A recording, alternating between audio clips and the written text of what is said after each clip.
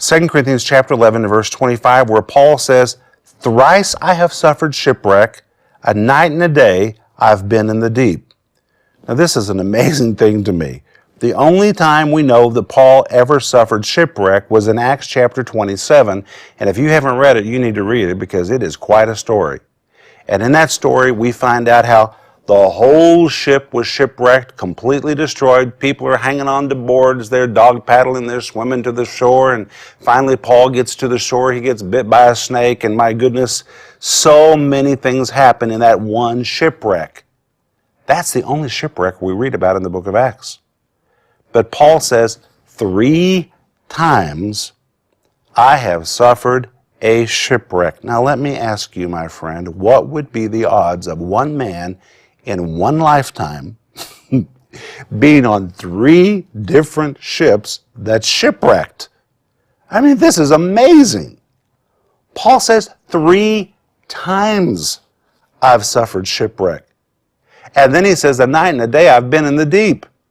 The word deep is the Greek word bathos, which describes the deepest parts of the sea, which seems to imply that in the middle of one of these shipwrecks, he wasn't quickly rescued. He spent 24 hours treading water before he was rescued and saved. It's kind of be like one person on 3 different plane crashes in one life. I mean, what would be the mathematical odds for that?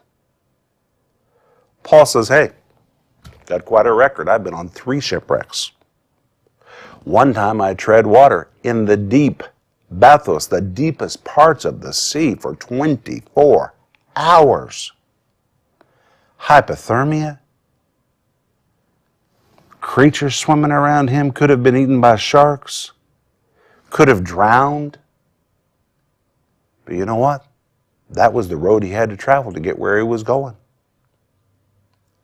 And sometimes when you're on your way to do the will of God, the devil tries to create an impasse. He tries to elbow you out of the race. And you know what? It may not sound very glorious, but sometimes you just got to tread water. You just got to tread water. And eventually you'll get out of that mess just like he did. It might not sound like great faith to tread water, but you know what? It's a whole lot better than sinking. And if you're in a deep situation, then just tread water until you see how you're going to get out of that thing. Sometimes it takes a lot of faith to tread water. Paul refused to be stopped. And you have to make the decision.